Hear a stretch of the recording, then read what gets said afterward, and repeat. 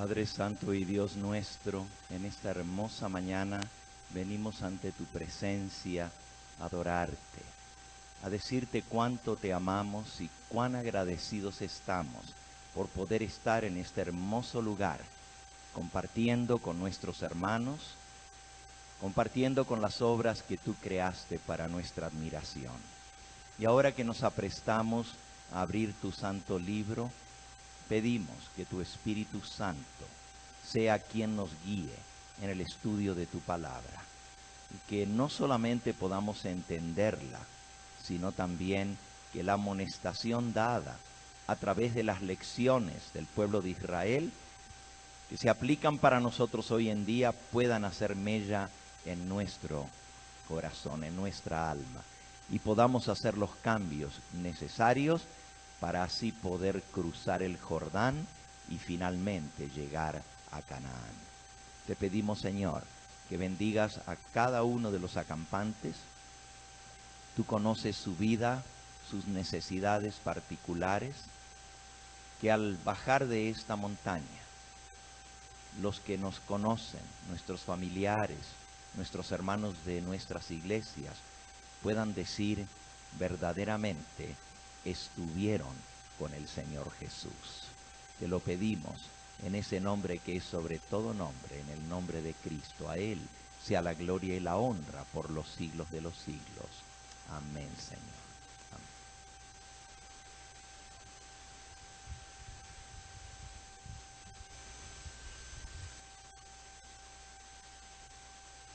En nuestro viaje por el desierto dejamos al pueblo de Israel ayer en 40 años de maldición. Dios derramó su castigo por tanta rebeldía y los mandó de vuelta al desierto. A veces nosotros decimos, qué pueblo tan duro de servir, qué pueblo tan rebelde eran los israelitas. ¿Somos nosotros mejores que ellos? ¿Por qué creen que nosotros todavía estamos en este mundo de maldad? Sino por nuestra dureza de corazón. El Señor hubiera ya venido hace tiempo. Si el pueblo se hubiera consagrado, hubiera dejado toda la mundanalidad, hubiera proclamado el mensaje al mundo entero, hubiera invertido su tiempo, sus talentos, sus dones, su influencia y todo lo que somos y tenemos, aún nuestros bienes materiales para proclamar y terminar esta obra. Y estamos aferrados a las cosas de este mundo, como que aquí nos vamos a quedar, y verdaderamente aquí nos vamos a quedar. Porque cuando invertimos aquí en este mundo, este es nuestro tesoro. Y donde está nuestro tesoro, allí está nuestro corazón. Y así prepararnos para un día estar juntos con el Señor para siempre. Finalmente, después de tantos años, la meditación de este fin de semana, Él dice en el versículo 11, y estas cosas les acontecieron como ejemplo y están escritas para amonestarnos a nosotros, a quienes han alcanzado los fines de los siglos. Así que el que piensa estar firme, mire que no caiga. Hay varias experiencias que se mencionan en este capítulo que el apóstol Pablo las aplica para el tiempo del fin. Y cada una de esas experiencias hay lecciones que aprender. Por ejemplo, allí en el versículo 9 dice, no tentemos al Señor como también algunos de ellos le tentaron y perecieron por las serpientes ardientes. Pero hay una lección tremenda, la lección de la serpiente de bronce que el Señor mandó hacer. Nada se podía hacer, no tenían antídoto de la serpiente. El que era picado moría irremisiblemente, no había escapatoria. Estaban en el desierto, no había antídoto.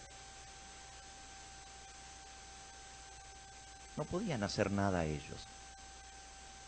Pero cuando Dios le dijo a Moisés, levanta una serpiente de bronce, ponla en un palo, y todo el que mire vivirá.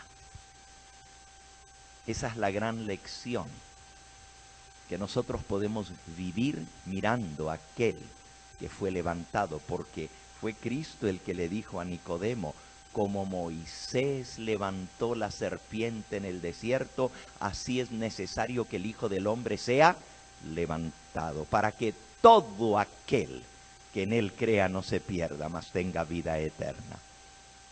Eso nos muestra que la salvación es por fe.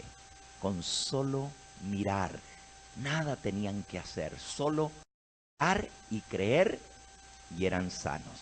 Así hay muchas experiencias bonitas, pero ahora vamos a llegar al último capítulo antes de entrar a Canaán. Finalmente Dios les dice, se han cumplido los 40 años. Vamos. El pueblo se puso contento y feliz. Estaban excited, como se dice, llenos de gozo y alegría. Emocionados. Imagínense lo que es haber pasado toda una vida. Los niños que habían salido de Egipto, ahora tenían más de 40 años, ya tenían hijos y algunos hasta nietos. Toda una vida viviendo en carpas, en el desierto, como que eso iba a ser para siempre su vida, nómades en medio de un desierto.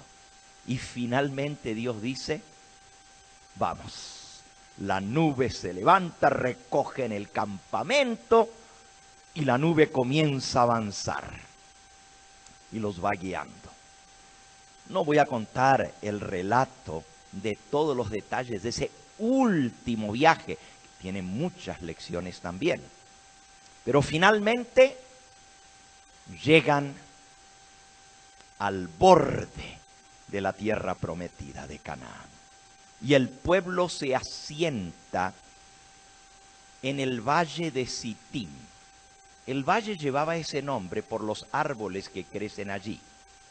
El árbol de Sitim es como los pinos, una acacia. Y hay cantidad de árboles en ese valle. Imagínense después de estar 40 años sin una sombrita, solo la sombra de sus carpas. Claro, Dios les servía de sombra de día y de calor de noche, porque los desiertos son extremos, ¿verdad? De día un calor tremendo y de noche baja la temperatura y hace frío. La columna de fuego los calentaba de noche y la nube les cubría del sol de día. Pero ahora tienen la sombra de los árboles y el río Jordán pasa allí. Oh, yo me imagino cómo habrá ido la gente a bañarse en el Jordán, a tirarse en el río, los niños retozando, un gozo, una alegría, porque estaban asentados junto al Jordán. Solo les faltaba cruzar y ya estaban en la tierra que Dios les había prometido. Sin embargo, en ese lugar tan hermoso iba a suceder el capítulo más triste de todo el peregrinaje. Y miren que habían tentado a Dios 10 veces. Y eso fue al principio del viaje. Cuando Dios los mandó 40 años de vuelta, ya habían tentado a Dios 10 veces. Imagínense cuánto más pasó en esos 40 años. Pero ahora están prontos por entrar. Y cuando pensamos en las apostasías que hubo al pie del monte Sinaí adorando el becerro de oro, la apostasía en Cades Barnea cuando quisieron apedrear a los a los espías, Josué y Caleb, y dijeron volvámonos a Egipto, etc. Cada una de esas apostasías fue terrible, pero esta última que vamos a ver hoy es la más terrible de todas. Dice la mensajera del Señor, y esto que vamos a estudiar hoy está basado en el libro de Números, en el capítulo 24 y 25, realmente desde el 23, 24 y 25. La mensajera del Señor lo describe así.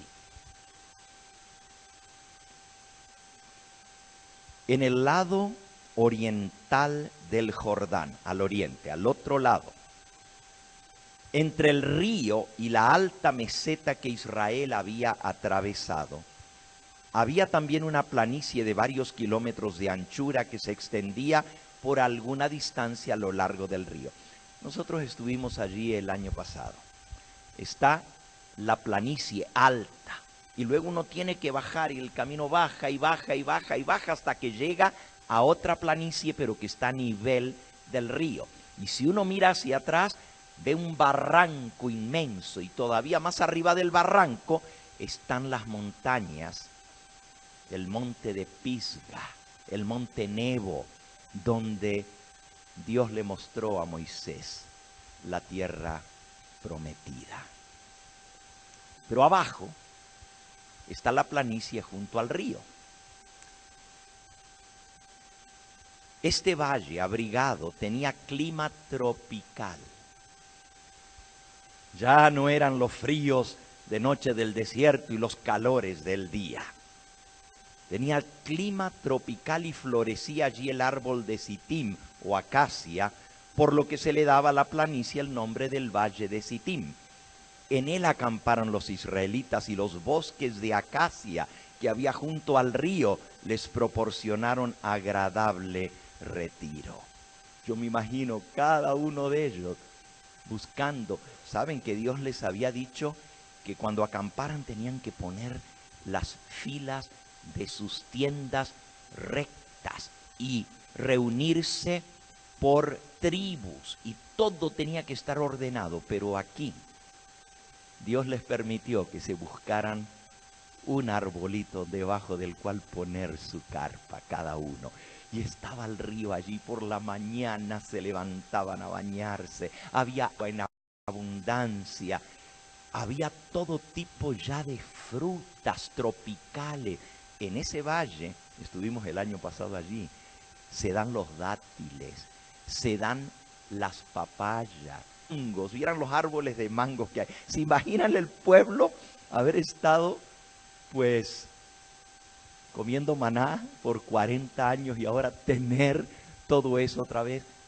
Estaban exuberantes de gozo. Pero este ambiente atractivo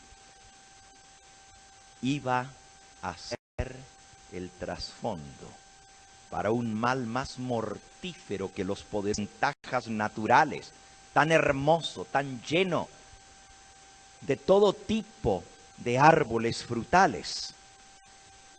Había sido contaminado por sus habitantes. En el culto público a Baal, la divinidad principal, se practicaban constantemente las escenas más degradantes e inicuas. Por doquieras se encontraban lugares notorios por su idolatría y su libertinaje, cuyos nombres mismos sugerían la vileza y la corrupción del pueblo. Este ambiente ejerció una influencia corruptora sobre los israelitas. Por 40 años no habían tenido vecinos, no habían visto nada malo, solo lo malo que ellos hacían. Pero no había influencias negativas para sus hijos. Pero aquí el valle estaba habitado, había ciudades cerca. Y al verse en contacto con todo eso, comenzaron a ver cosas que nunca antes habían visto. La mente de ellos se familiarizó con los pensamientos viles que les eran sugeridos constantemente. La vida cómoda. Lo tenían todo a la mano. No había que acarrear agua de allá de donde salía de la roca. Ahora lo tenían al lado del río. No había que recoger agua para bañarse.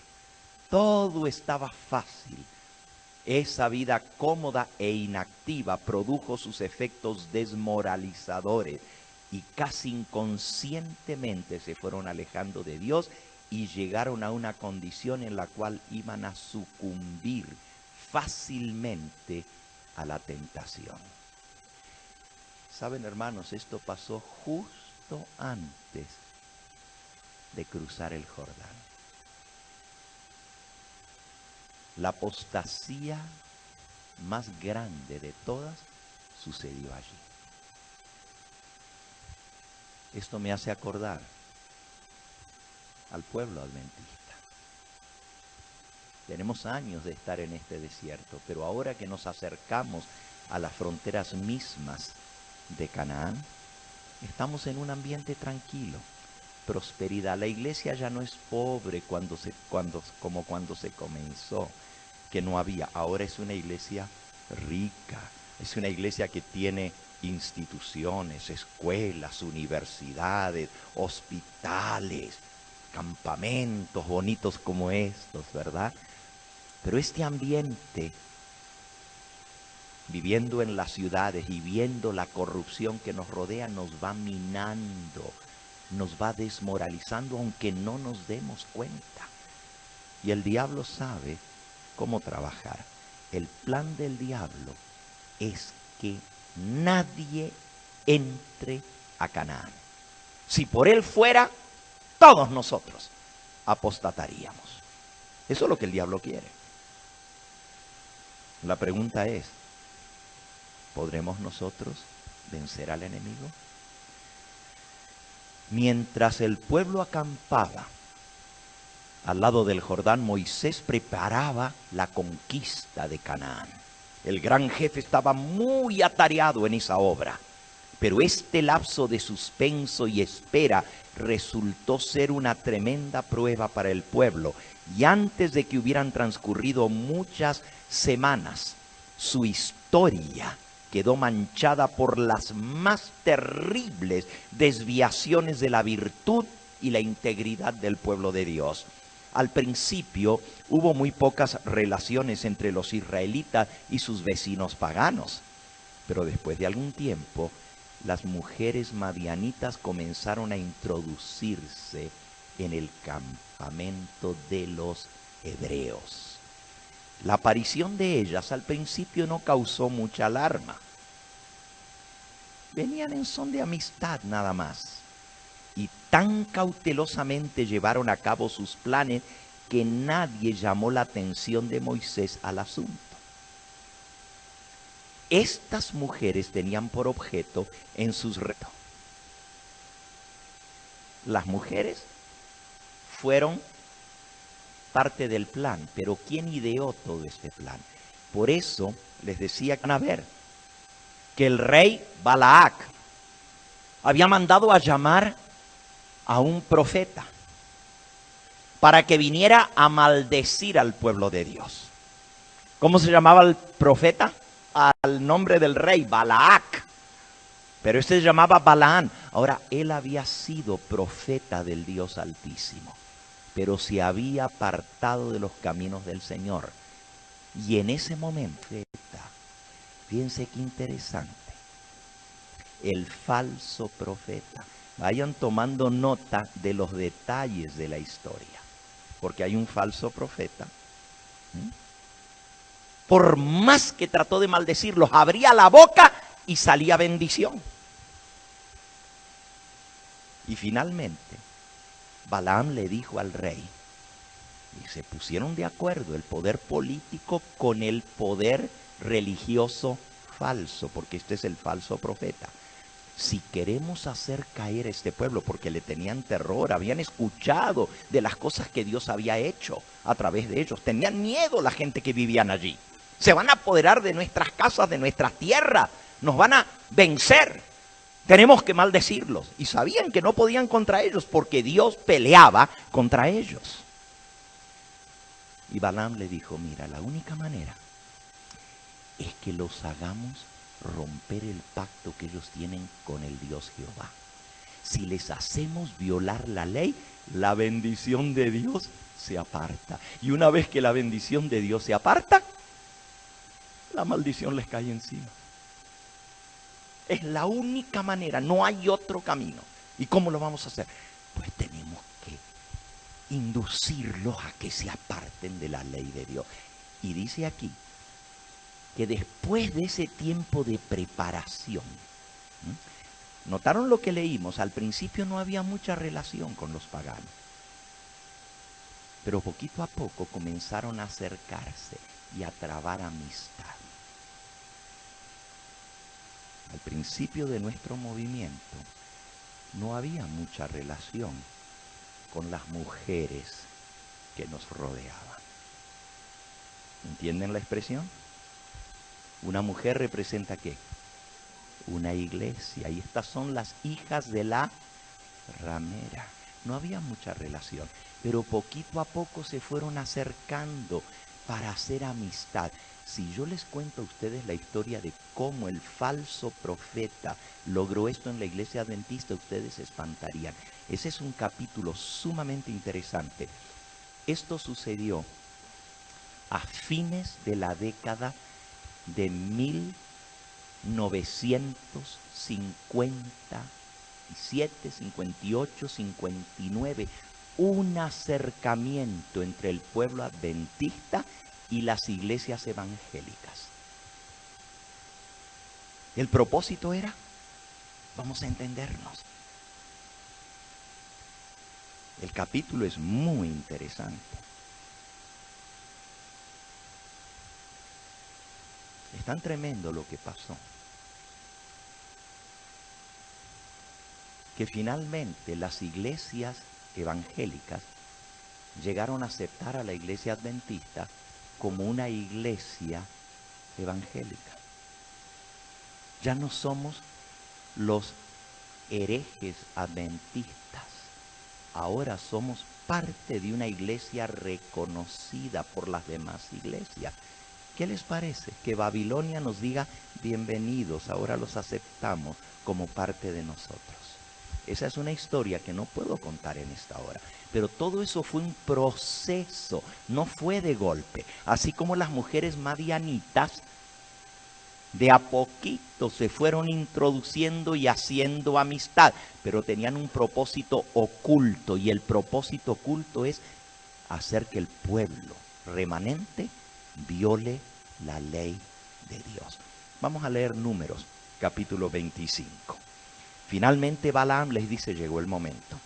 Ya estamos amigos con ellos. Ahora vamos a planear un festín y les vamos a dar la bienvenida a todos ellos. Vamos a hacer una gran fiesta y los vamos a invitar. Números, capítulo 25. Moraba Israel en Sitim, dice el versículo 1.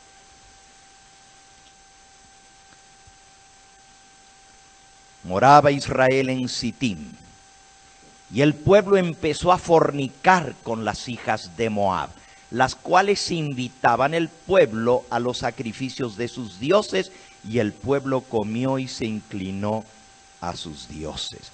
Y así acudió el pueblo a Baal Peor, y el furor de Jehová se encendió contra Israel.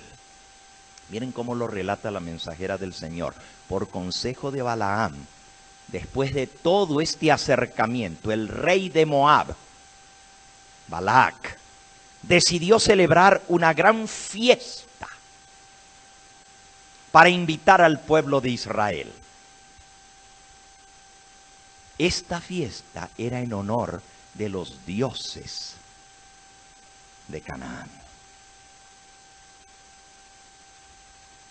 Y secretamente se concertó que Balaam indujera a los israelitas a asistir a la fiesta.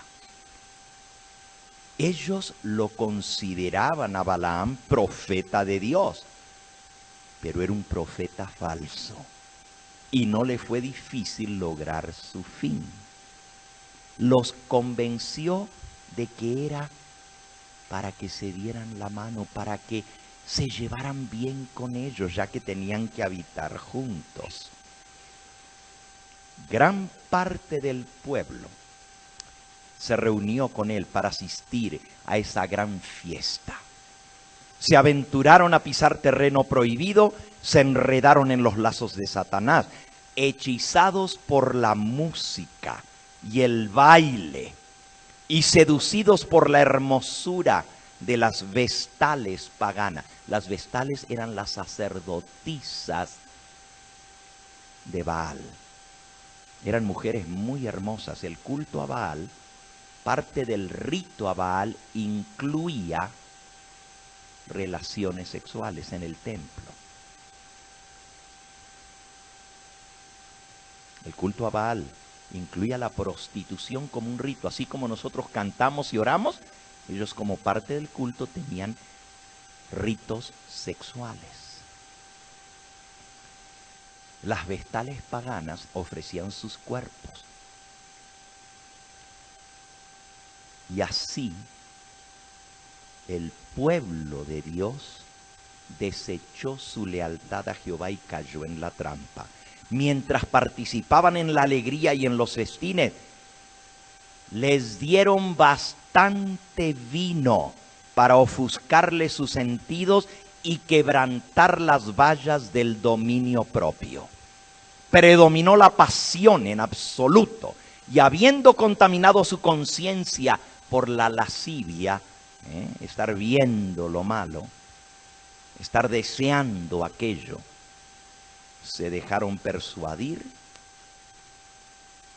y se postraron ante los ídolos y comenzaron a fornicar, como acabamos de leer en Números 25, con las vestales.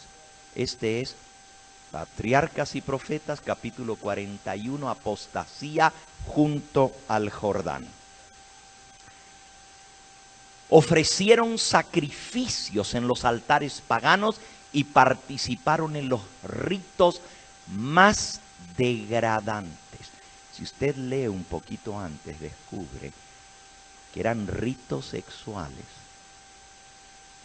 pero incluían no solo la prostitución, pero también actos inmorales, hombres con hombres, mujeres con mujeres y hombres con animales. Uno dice, pero ¿cómo el pueblo de Dios pudo caer en algo así?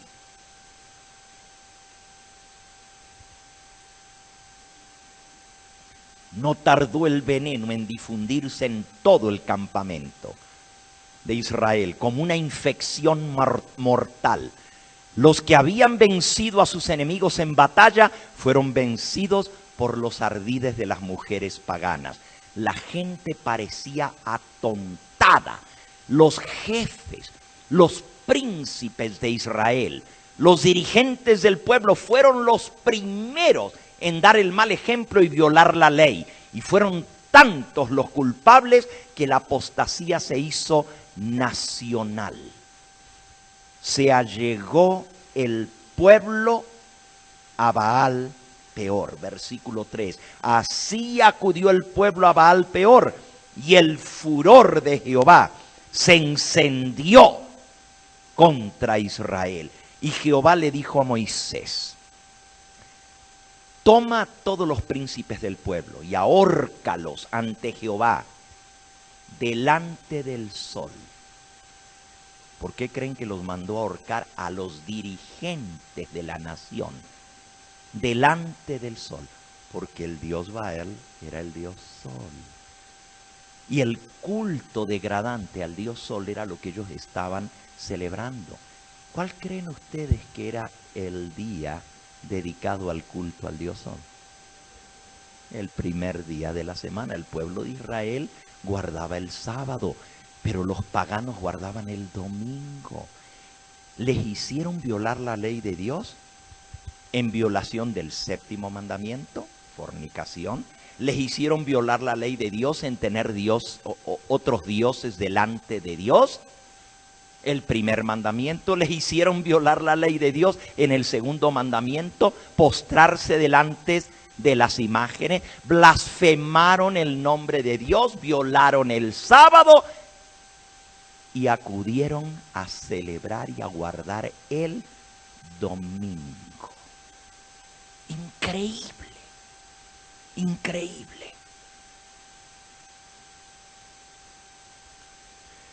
Dios dijo: ahórcalos al sol, y así la ira de Jehová se apartará de Israel. Entonces Moisés dijo a los jueces de Israel: matad a cada uno aquellos de los vuestros que se han juntado con Baal Peor. Tuvieron que matar a los cabecillas de todo esto. Y eran los príncipes de Israel, los dirigentes del pueblo, los que habían dado el mal ejemplo. Y luego el resto del pueblo dijeron: pues si ellos lo hacen, también nosotros lo podemos hacer.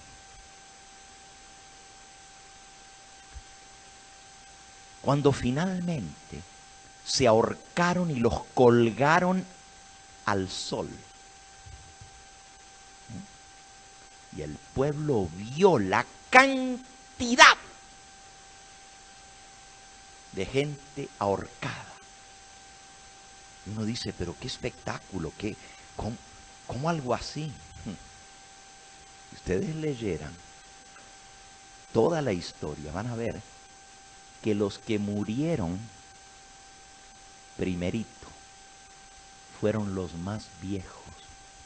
Por eso dice: los príncipes del pueblo, y fueron ahorcados. Eran los que habían salido de Egipto, que se habían rebelado contra Dios montón de veces. Y muchos de la multitud mixta. Yo no di el sermón de la multitud mixta, que es sumamente interesante, porque no estaba solo el pueblo de Israel. De Egipto había salido otra gente con ellos. Estos fueron los primeros en ser castigados por Dios. ¿Y saben? Dios había jurado que ni uno mayor de 20 años iba a entrar en Canaán. Solamente Josué y Caleb. Y en esa matanza cayeron toditos los que quedaban todavía de los que habían. Dice la mensajera del Señor.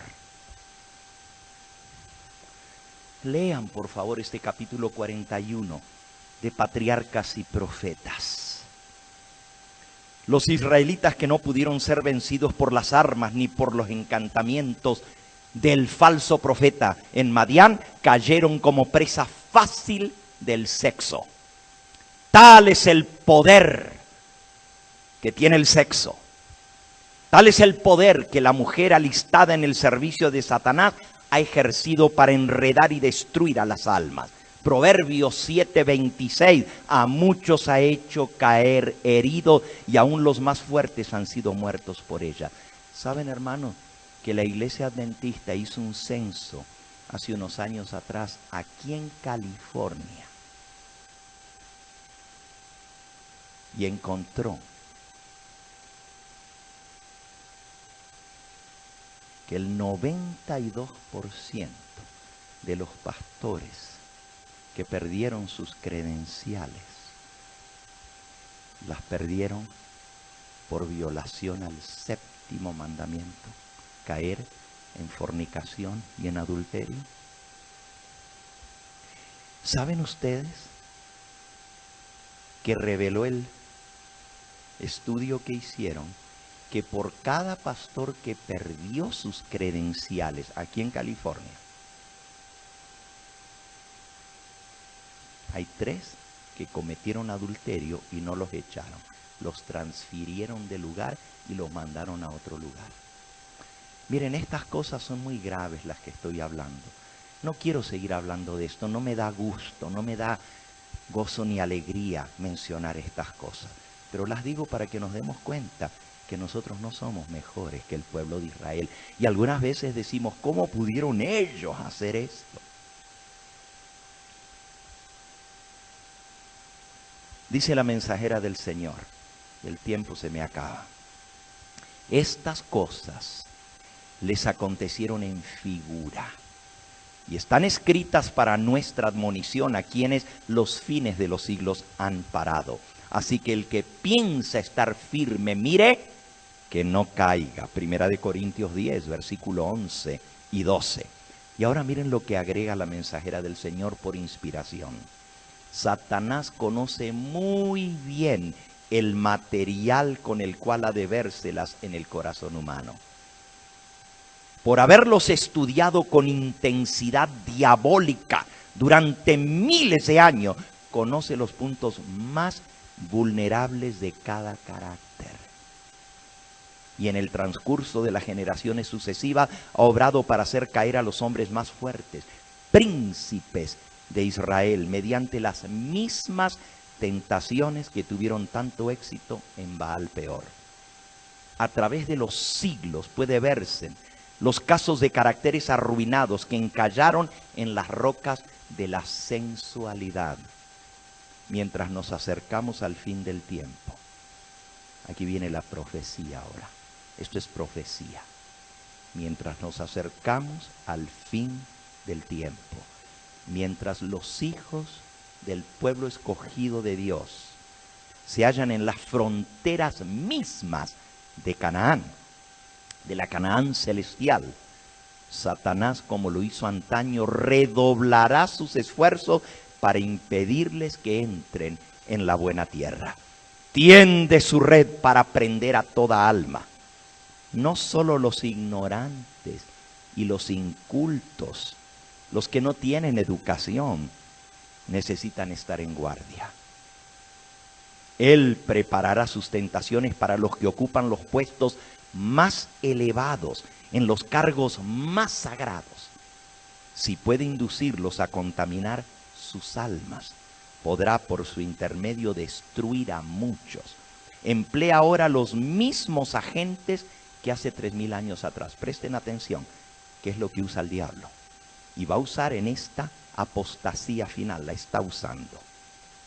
Las amistades mundanas, los encantos de la belleza, la búsqueda del placer, las fiestas, los parties, la alegría desmedida, los festines, el vino, las representaciones teatrales. Claro, Elena de White escribió esto hace 100 años atrás. No había televisión, no había cine, no había internet. Lo que había eran representaciones teatrales. Si ella lo hubiera escrito en nuestros días, hubiera mencionado todo eso que hoy está minando y destruyendo, no al mundo, el mundo ya está en las garras de Satanás, al pueblo de Dios. Miren, padres, lo mejor que pueden hacer es quitar el televisor de sus casas. Y usted dice, ¿cómo vamos a ver el Evangelio eterno? Si ustedes no pueden controlar a sus hijos todo el tiempo en lo que ven, es mejor quitar el televisor de la casa. ¿Y qué dirían ustedes de padres que llevan a sus hijos al cine? ¿A poco hoy en día hay alguna película que se pueda ir a ver al cine que no traiga crimen, que no traiga violencia, que no traiga sexo y suciedad, inmoralidad, homosexualismo y todo lo demás? ¿A poco hay alguna? Díganme, porque no la conozco. En el cine todo lo que se ve es basura. Pero el diablo es tan inteligente que nos trajo el cine a la casa. Nos metió al monstruo de un solo ojo dentro de la casa. Ese monstruo que tiene un cable largo, la cola que se enchufa. Y que tira fuego todo el tiempo, luces por allí. Usted ve a los niños así, miren, ensimismados frente a la pantalla. Y lo que eso está haciendo en la mente de nuestros niños y jóvenes es terrible.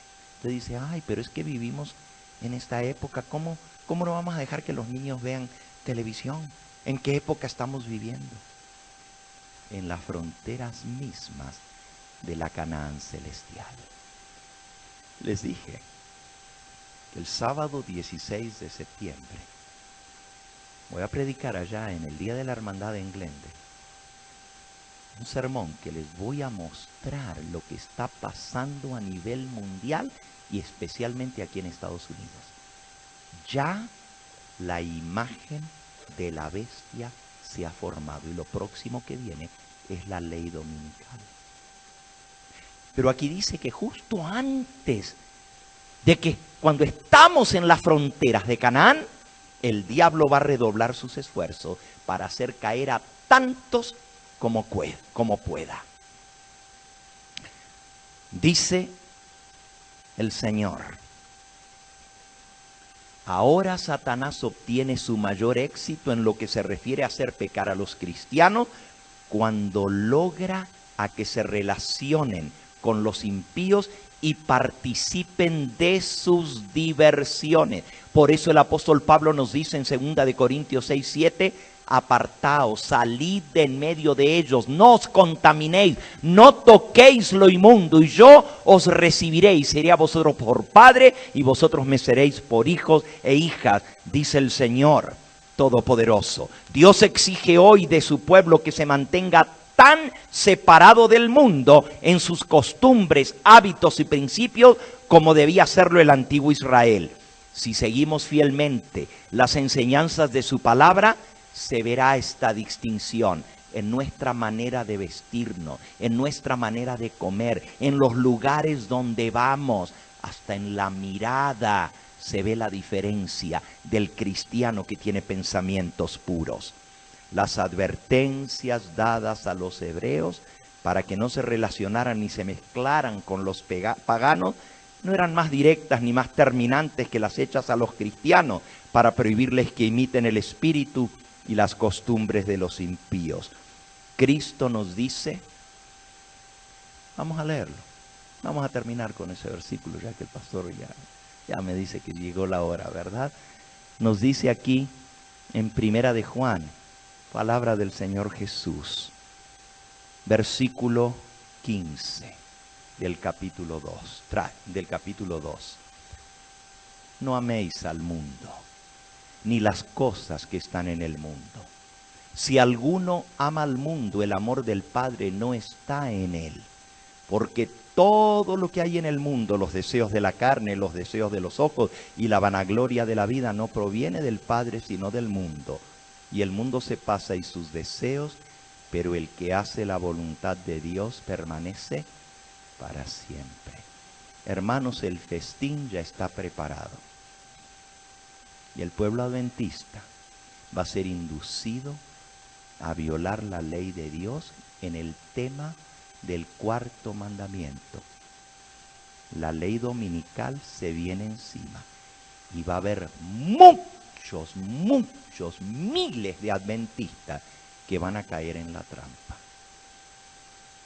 Porque sus dirigentes les van a decir, no tiene nada de malo. Podemos guardar el sábado y el domingo pues también. Podemos dedicarnos a hacer cosas buenas el domingo. No necesitamos trabajar ni desafiar la ley en domingo. Y muchos van a caer en la trampa, guiados por sus dirigentes. La mensajera del Señor profetiza que pastores de influencia le van a enseñar al pueblo y lo van a inducir a violar el cuarto mandamiento.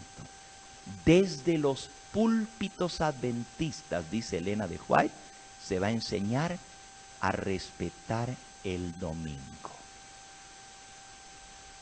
Esto que estoy diciendo no es algo estrafalario. Hace unos años atrás, yo fui a casar a mi hija al estado de Nevada, Lake Tahoe. Mi hija, la única que tengo. Y la boda era el domingo, pero nosotros nos fuimos desde el viernes. El sábado, pues estábamos allá en Lake Tahoe, un lugar precioso, con pinos y lago y todo. Y dijimos, vamos a ir a la iglesia adventista, a adorar al Señor el sábado. Y yo agarré la guía telefónica y llamé a la iglesia adventista de Lake Tahoe. ¿A qué hora es el servicio? ¿Me puede dar la dirección? Y el que me contestó el teléfono dijo, nuestros servicios son los domingos a las 10 de la mañana. Perdón, ¿a qué iglesia hablé? Seventh Day Adventist Church, iglesia adventista del séptimo día. Perdón, ¿qué día me dijo? El domingo nos reunimos. ¿No tienen ningún servicio el sábado? Bueno, el sábado por la tarde un grupo se reúne a repasar la lección de escuela sabática, pero el domingo es nuestra adoración. Si fuera una iglesia, yo diría, bueno, pues son algunos locos por allá. Hasta que me di cuenta que hay muchas iglesias adventistas que ya están adorando en domingo. Hermanos, la palabra de Dios es cierta. Aferrémonos al Señor, agarrémonos de Él. Recuerden que el pueblo de Israel cayó por seguir lo que le decían sus dirigentes. Sigamos a Cristo. No confiemos en el hombre, en ningún hombre. Solo Cristo es nuestro ejemplo. Estudiemos su palabra, escudriñemos el espíritu de profecía. Esta serie la voy a preparar, pero con todos sus capítulos, porque como pueblo adventista estamos repitiendo al pie de la letra la historia del pueblo de Israel. ¿Cuántos estaremos listos? ¿Cuántos entraremos en Canaán? Lo bueno es que el pueblo llegó. Y no fue un nuevo movimiento que Dios levantó. Varias veces le ofreció a Moisés, voy a hacer un nuevo pueblo de ti, déjame exterminarlos a esto. Pero lo hacía para probar a Moisés. Hermanos, fue tan grave la manera como el pueblo pecó y pecó y pecó que cansaron a Moisés. Y el hombre que era, dice la Biblia, el hombre más manso en toda la tierra, cometió su pecado al final de su vida. Y por culpa de ese pecado, Dios no le permitió entrar en la Canaán terrenal. Claro, Moisés se arrepintió, confesó su pecado. Y finalmente Dios se lo llevó a la Canaán celestial, allá está ahora, porque lo resucitó. Pero no pudo entrar en la Canaán terrenal. ¿Por qué? Porque él era líder. Y el mal ejemplo que él había dado al perder los estribos, al perder el dominio propio y haber golpeado la roca en lugar de hablarle, fue tan mal ejemplo para el pueblo de verle a él. Y nosotros diríamos, pues pobrecito, lo traían loco.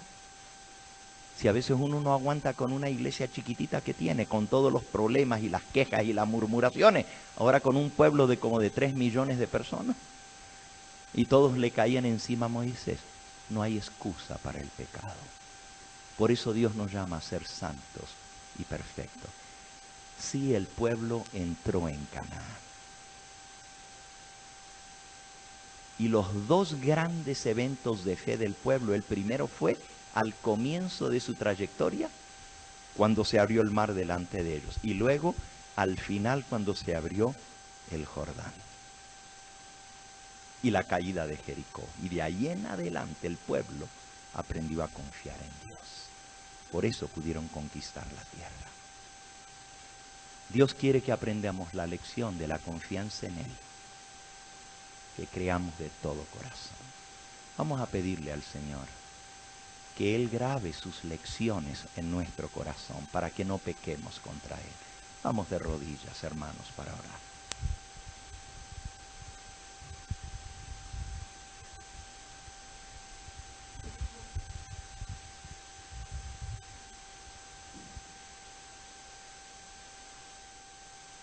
Nuestro Padre y nuestro Dios, hemos venido de nuestras distintas iglesias, de nuestras distintas localidades a pasar estos 3 días juntos aquí en la montaña. Aún aquí nos ha tocado ver cosas que han sido tristes. Aún aquí, gente que profesa ser tu pueblo, transgrediendo el sábado. Señor, nos damos cuenta que nosotros no somos mejores que el pueblo de Israel y venimos arrepentidos delante de ti, a pedirte que tú perdones nuestra rebelión, nuestra iniquidad, que nos enseñes a ser obedientes a tus mandatos, a guardar tus estatutos y a ponerlos por obra. Señor, nos acercamos a la frontera misma de Canaán. La apostasía que hay en todo nivel de nuestra iglesia nos muestra que estamos en medio de la apostasía final, que tanto tu palabra como el espíritu de profecía nos han revelado que vendría. Por eso, tú dices, el que piensa estar firme, mire que no caiga. Ayúdanos a aferrarnos de Cristo, a ponerlo a Él como único ejemplo y dechado. Que tu Espíritu Santo grabe en nuestros corazones las lecciones de tu palabra para no pecar contra ti. Oh Señor, si ahora que nadie nos persigue, que nadie nos amenaza, somos tan livianos en la obediencia a tu ley, ¿cómo será el día cuando realmente nuestra vida dependa de esto? Tú dices en tu palabra, por el profeta Jeremías, si corriste con los de a pie y te cansaron, ¿cómo será cuando corras con los de a caballos? Si en la bajura del Jordán te estabas ahogando, ¿cómo será cuando el agua te llegue al cuello? Oh Señor, nos damos cuenta que este mundo está maduro para la crisis final. Ya todo está listo y lo que viene es la prueba más grande de todas para tu pueblo, donde muchos de los que decimos amar este mensaje, muchos van a caer, Señor, y van a ser inducidos a pecar contra ti. Nosotros queremos entrar en Canaán, pero sabemos que tenemos que pasar la prueba final, que nadie será sellado a menos que salga victorioso sobre la bestia, sobre su imagen, sobre su marca y sobre el número de su nombre. Danos, Señor, la fe para vivir de toda palabra que sale de la boca del Señor. Ayúdanos, Señor, a ser obedientes en todo, porque sabemos que tú te fijas aún en los detalles más ínfimos de nuestra vida y que aún un pecado que aparentemente era tan inofensivo como el de Moisés, tú lo castigaste duramente para enseñarnos a nosotros la lección de que nadie que no sea santo verá al Señor. Por eso nos dices, buscad la paz y la santidad, sin la cual nadie verá al Señor. Sella este mensaje en nuestro corazón y llévanos de vuelta decididos a vivir una vida diferente, a ser nuevas criaturas en Cristo Jesús. Todos estos favores te los pedimos sin merecerlos. En el nombre de nuestro bendito Salvador, Yahshua HaMashiach, el único que merece la gloria, la honra, la supremacía, el único que entregó su sangre por nosotros y estuvo dispuesto a dar su vida para perdonar nuestro pecado. En el nombre de tu Hijo amado te lo agradecemos y te lo pedimos todo. Amén, Señor.